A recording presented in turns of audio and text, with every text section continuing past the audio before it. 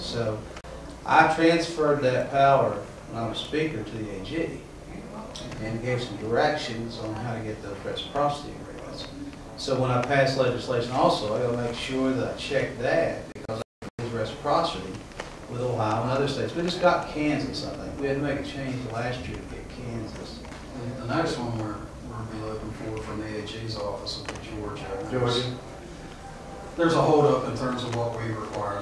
You understand how that works, then, that I have to be careful when I pass ours, that I get it in line with theirs so that we can get into these agreements. So yes, I mean, I've got this one, and it's on the agenda for the district today. Do you know that? No. When I stick my name on it, it goes pretty fast. If I abuse that and just start signing every piece of legislation that comes through here, they won't do that. Since I don't have that many, I didn't even have to ask them. I just thought it was on the agenda. I hope they keep it. We'll make sure we're in judiciary then for... Yeah, you should be there. I think they'll probably meet about an hour if we go off the floor. And make sure you're there. Because, you know, everybody thinks I just sit here and tell them every piece of legislation about it. And I can't do that. If I did that, after a while, I'd have a revolt out there. You know, I've got to let these committees do their job. So, well, understanding that we certainly understand the influence that you had on the committee chairs. Actually, I had them in here on another bill with the finance chair. I mean, I talked to them privately about these things and try to get them to run pieces that I'm interested in. But we want to research it, make sure we're doing that. Plus, we've got to be cautious. I've always said we want to keep public support behind us, and I think we can get a lot more done there. Well, I can tell you that priorities that we have, we'd love to see a bunch of these bills. We think a lot of these bills that have come in have been solid.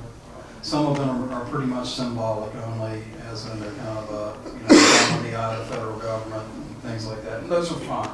We're perfectly fine with moving that symbolic legislation.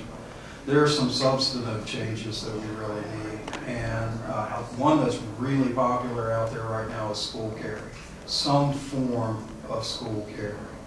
And I would like to see anybody who has a permit be able to carry in a school, because if you look at it from a practical point, anybody who has a permit can stand at the edge of the school, and if they want to shoot kids, they're going to shoot kids.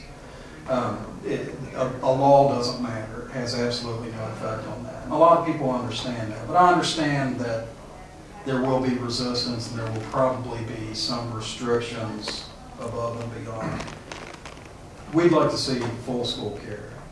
That will probably be our highest priority. The second highest priority is this preemption problem we've got with Charleston, South Charleston, Dunbar. We just want to see that grandfather clause removed. We believe that you guys, the legislature here, should control all firearms laws and rules, because it becomes an enforcement minefield out there. A lot of these folks, they're from various counties. We may get visited twice. There may be a Wayne County contingent that comes through. They have no idea what the laws are in Charleston. I have no idea what they are in Wheeling.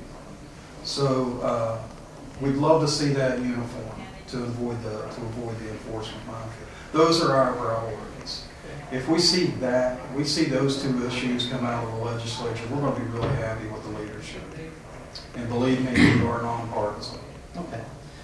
We'll do what we can. We'll take a look at it and see what we can do. All right. All right, guys. I appreciate it. Thank you very much. You're welcome, sir. Anytime. Very good to meet you. Nice to meet you. Glad to meet you. You too.